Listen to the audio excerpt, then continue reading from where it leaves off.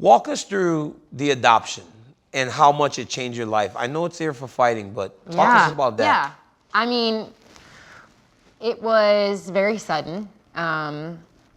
So my mom had a stroke in 2019, and then about 5 months later, her husband passed away. And she had custody of my niece and nephew at the time. My sister's been in and out of the system for most of her adult life. And so I flew home to Ohio. I helped take care of the funeral arrangements, and I just felt really called to take the kids. And I didn't know what that meant exactly. I actually, as a parent, you know that I had no idea what that meant. But I convinced my mom to let me take them, and I packed up a rent-a-car and we drove to Florida. Actually, Ali met me in Atlanta and helped me drive the rest of the way home with 2 kids, and they haven't left me since. How much has it changed your life? Oh, I mean, it's changed everything. It's changed everything about me as a person, about how I view life, how I do life. It's the single greatest thing that's ever happened to me. That's something to hear from someone like you, Kayla Harrison, who has won the Olympic Games and won the UFC championship. Yeah. To really understand the meaning of life in children is everything. Yeah, I think that I didn't know what I was missing until I got it, you know? And I look at my life before the kids, and holy cow, like what an empty you know, like I would wake up, I would go train, I would come home, I would like lay out, I would train again, I would like go have Taco Tuesday with my friends. You know, like it was just so self-centered and like just shallow. I mean, it was just so empty. I had such an empty existence, and my kids gave me real meaning and real purpose. Yeah, and I mean, they changed my life. They saved my life, I hope, as much as I'm saving theirs. It's hard for me to take you saying it, you know, purpose, because your life has been so purposeful and meaningful for so long. Yeah. Right? As a young lady, you won the Olympic Games. Yeah. Right? You won the Olympic Games not only once, but you did it twice. Yeah. You come into fighting, that brings an expectation. Kayla, I was a 2-time Olympian coming into MMA. There's expectation. Yeah. There's a whole nother world of expectation for a 2-time gold medalist. But you've crushed the expectation every single time. Yeah. How? What allowed you to do that? Well, I mean, I think it's years in the making. You know, this isn't something that, it's not like I built this overnight. I have had a village and a team around me supporting me since I was a young girl.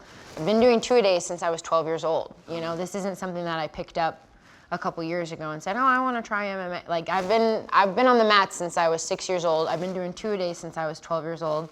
I moved away from home when I was 16 to train for the Olympics. Like it's instilled in me, and that discipline and that work ethic has been instilled in me from a young age, but also the team behind me has been, you know, nothing but the best. And it's different. Like when I was younger, I used to compete because I needed, like I felt like I needed to. Like I needed to earn love and earn respect and earn, like if I just win a gold medal, they'll love me. If I just, you know, win $1 million, I'll be enough. If I just win an MMA world title, I'll be enough. And really, that's why I say my kids saved my life, because they set me free, dude. Like, really? Yeah, they set me free. Because the love is there regardless, and it's very present. I had my first loss, right, in MMA. And I had lost in judo before, but this was the first time I'd lost in MMA. And I came home, and my daughter's in therapy, and I go to the therapist, and I'm like, you know, is she okay? Did she, you know, what happened? Like, thinking, in my mind, I'm like, it's the end of the world. In my head, it was the end of the world. I lost, I was no longer undefeated. Like, all of these things that I wanted were gone. And my daughter's therapist, Miss Laura, was like, what do you mean? And I was like, well, was she okay? I lost. And she was like, you're talking about your fight? And I was like, yeah. She says, oh yeah, we talked about it. She said she got to go to New York for Thanksgiving. She got to go to Central Park. She got to eat pizza. Her mom had a fight. She lost, but then we went and did this. She's like, Kayla, she doesn't give a shit. And I was like, what? Like, it was really the first time, and I know that sounds so silly to some people, but it was the first time in my life that it occurred to me that people didn't care about what I did. Like, she loved me because I was her mom, and I came home, and like, that was really the only thing that mattered to her. Yeah. And that changed my life. And that, ability to be that free, Yeah. do you think you became a better mixed martial artist? Yes, without a doubt. I mean, I do this for fun. I do it because I love Really? it. Yeah, dude. I love it. I love showing up to the gym. I love pushing myself. I love the challenge of getting 1% better every day. It's hard. I love the discipline of it. I love the surrender of it. You know, even coming to the UFC, fighting at 135 pounds, fighting in this big organization, like all these different pressures, like it takes an entirely different level of discipline from me that like it just makes me better as a human being, as a mother, as a person, as a fighter. Like I'm continuing to evolve and shed all of these layers, and I don't know, man, it's just a beautiful journey. Does it even feel like pressure anymore though, right? All the things that you have accomplished and all the things that you've experienced, when you come to an organization like the UFC, Yeah. when you fight on these massive cards, does it feel like pressure, or does it feel like this is exactly where I'm supposed to be? Yeah, this is part of my journey, and this is like, nothing is pressure anymore because again, like I have 2 children at home who love me.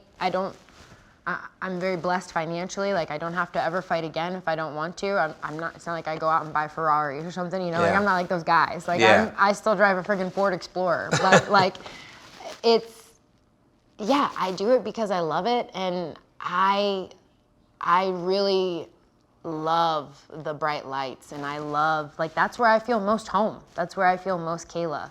And so to go out and challenge myself I feel like it's also part of the purpose of life, you know? To give anything less than your best is to sacrifice the gift. And so I just want to go out here every day and squeeze as much life out of the day as I can, every day. You talked about team, right? You choose the American Top Team in Florida, one of the greatest camps in the history of mixed martial arts. When you walk into that gym, Amanda Nunes is there. She is the world champion, and she is the consensus greatest female fighter of all time. Yeah. When you walk in there on that day as Kayla Harrison, the 2-time Olympic gold medalist, Yeah. is there an idea in your head that while you share the match today, there will be a fight down the line? I mean, no. Yes, but I mean, obviously, I trained at a bunch of different gyms. I went to American Top Team. I sparred Amanda my second day there. I had never had a fight before. And I was like, oh shit, like I gotta move here. This girl, like I had never been bested like that with a woman, you know? Like sure, maybe guys like get the better of me, but like, I was like, oh no, this is the place to be. And I just believe that if you want to be the best, you have to train with the best. At the time, I was in a totally another organization. I was 155 pounds. I was under contract for years and years and years. Like it wasn't an immediate thing, but it was obviously like she was the greatest, is the greatest, and that's what. I didn't come over to MMA to like, I don't know, be second. Yeah. So when you're in the gym, are you guys training together a lot? Like you said, you moved there with the idea, if this woman can beat me in this way, I need to be with her. Yeah. Because daily I will improve. Are you guys, are you spending a lot of time together on the mats when you moved there? Not as much as I had pictured, if I'm being honest. You know, like it wasn't.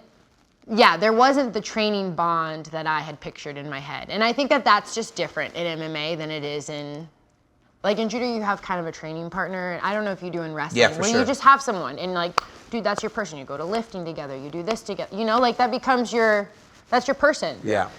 They come to the Olympics with you. Like you just you have your training partner. Yeah. I wanted to be that for Amanda. Like I wasn't going in there expecting to be like special. Like I was ready. In judo we have like, we call it kohai senpai. I was ready to come in and be her kohai. I was ready to come in and be her bitch, you know? And like, where do you need me? Where do you want me? Where can I, you know, like, but I don't think it's quite the same in MMA. It is sometimes, but not, it's different. How fast did you realize that wasn't going to be the relationship? Pretty fast. Just like you were like, it just seemed like it was a little bit different. Like, yeah, I mean, I think that I just train differently than Amanda. You know, I think we're 2 different types of athletes. Yeah. And that's not, you know, what works for her, and what works for me, works for me. And then there's just a lot of noise, right? Yeah. When you're watching Kayla Harrison going to the American Top Team, yeah, my immediate thought is oh, I can't wait to see her and Amanda. Really? It's what everybody's. See, that's so funny to me. But that's what everyone thought in the world. So then the world starts talking about it. And Amanda, as the double champion, starts to listen to it. Yeah. And then maybe that is a reason why. Because there are, when you're the king or the queen, you want to protect that throne. Of course. And yeah, I think that would be,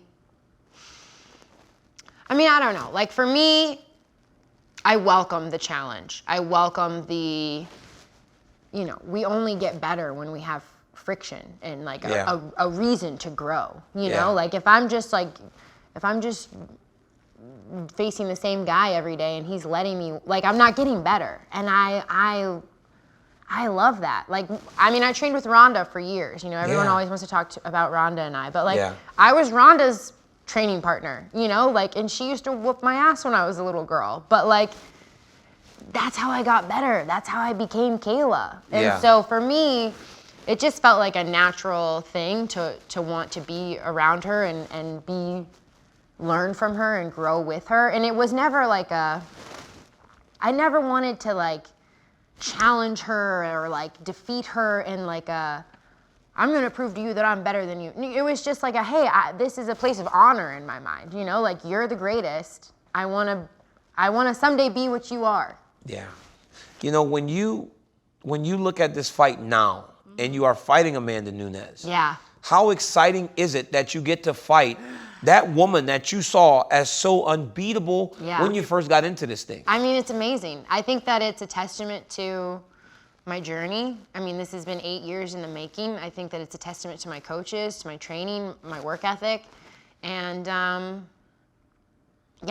think people would be surprised if they stuck with something and they believed in themselves. You know, you'd be real. I think a lot of people in this world would be real surprised where you can get with a little bit of stubbornness and determination.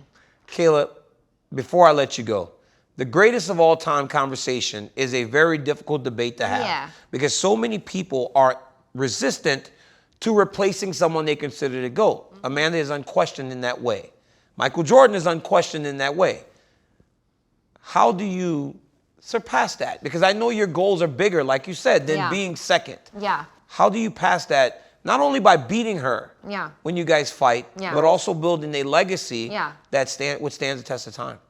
I mean, I think I just keep doing what I'm doing. You know, I'm not like the flashiest. I'm not like a knockout artist. I'm not the craziest on the mic, but I'm unapologetically myself. And the goal is never for me to be the greatest of all time for all time. You know, I think that that's really what I want people to remember. Like, on January 24th, Amanda and I are going to have a ridiculous amount of new eyes on the sport. Yes. And we're having potentially the greatest fight in women's MMA history.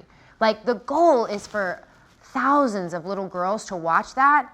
And I become the greatest, and maybe I'm the greatest for a day, maybe I'm the greatest for a week, but there are thousands of little girls who watch that and they start doing judo and they start doing wrestling and they start doing Muay Thai, and then they grow up and not only do they stand on my shoulders, they just surpass everything I could have ever imagined for myself. They're not a 2-time Olympic champion, they're a 3-time Olympic champion. Yeah. They're a 10-time MMA world champion. You know, like that's the goal, is to leave this world better than I found it. Yeah. In my little pocket of it. Yeah. You're a champion, you're a mother, you're the best fighter in the world, and you get to headline or co-headline one of the biggest fight cards in UFC history. Yeah. Congratulations, Kayla. Thank you, my friend. You've done so much. Thank you for joining me.